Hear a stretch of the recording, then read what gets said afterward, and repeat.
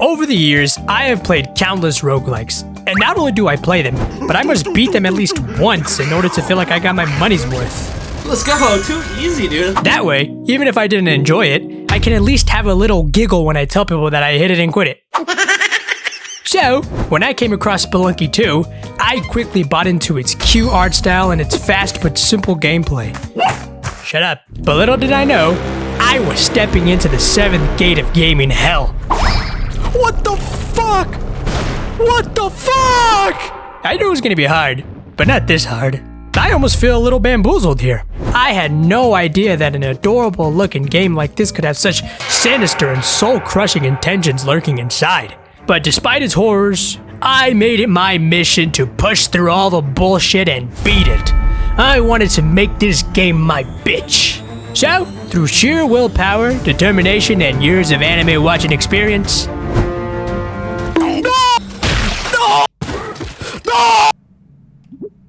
that's not... I give up. And so I'm gonna spend the rest of this video pretty much explaining why I can't beat it. All in the hope of making myself feel better for giving up. Now then, let's begin. I wanted to begin this rant with Spelunky's unforgiving nature.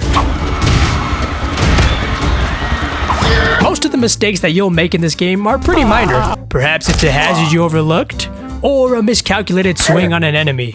Now with most games, for something so small, you're only punished with a little slap in the ass and then you proceed forward. But with Spelunky, the punishment is death. Comes a giant fish! Any little error in this game will trigger the most chaotic chain of events that you'll have no choice but to sit in awe as you witness just how quickly all of your efforts are diminishing. Oh no! You see that little number next to your heart right there? That should might as well be 0 because pretty much anything in this game will insta-kill you anyway. There's recoil. It's truly heartbreaking with just how quickly you can die after being so cautious, so conscious, and so ass-clenched with every step. However, with every painful death, I come back. But this time, a little less patient. And that brings me to my next point. I have come to realize that the more attempts I put into one sitting, the more sloppy I become. But can you blame me? After making it so far into a run and tapping into your childlike wonder as you experience all these new areas, it can be so enraging to just suddenly die and be brought back to this familiar scene over and over and over again. So in that moment, in that little brain of mine, there's only one thought that remains. I gotta go back.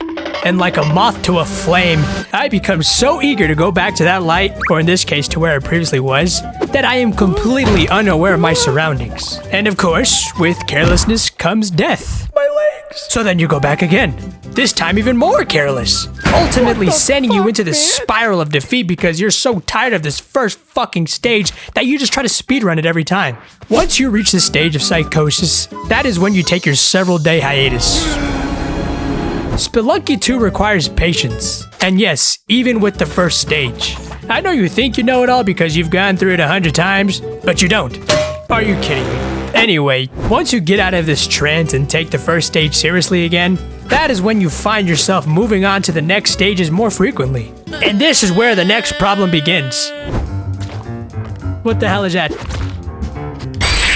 Okay, I refuse to research this game for tips and tricks. You cannot call yourself a spelunker if you're over here Googling how to defeat the first boss. So therefore, I am raw dogging this game and learning something new with each painful death. And ironically, this is where the real fun lies. The discovery and learning from your mistakes. What the fuck? Write that down, write that down! For example, I learned that you can't Mario jump on these plants. Should have seen that coming, knowing that you can't do it in Mario either.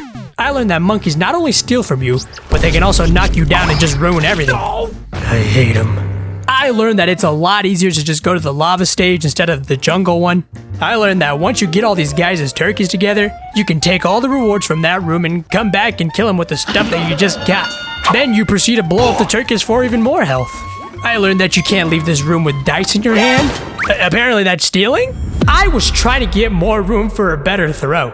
I learned that this boss isn't as harmless as I first thought because for some reason, he can just throw bombs at you? He has no hands. Where the fuck did that bomb come out of? And the most important lesson of all is, the true progression system of this game is knowledge. You can stand on the arrows. There's no silly skill tree to make things easier for you on your next run. No, the only way to progress is by remembering what not to do. You learn from all the fallen comrades. Now, once you become more knowledgeable of Spelunky 2, you find yourself becoming a little more confident with each step. But this is where the final problem begins. Being too confident and underestimating the enemy. Uh-oh.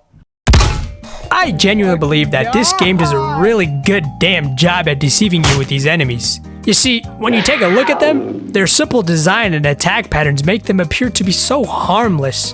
The spiders do these half-ass hops, the skeleton can only move left and right, these imps move at 50cc, Chung-Li over here turns into Gravity Guy, and these robots have the biggest technological flaw that I've ever seen, as their self-destruct button is at the top of their head. You idiot! You see what I'm getting at? On paper, these guys are chumps.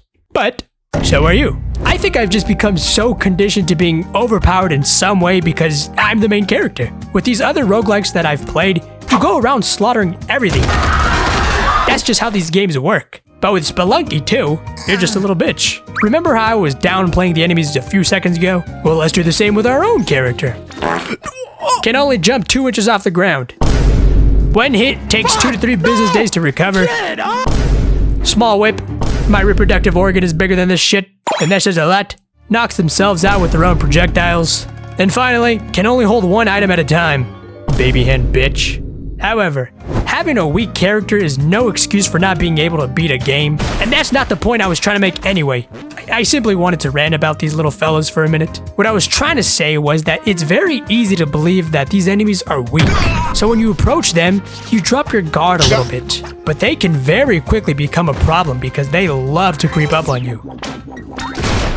For example, the spiders initially hang from the ceilings and will drop on you when you least expect it. The skeletons can emerge from these little skulls.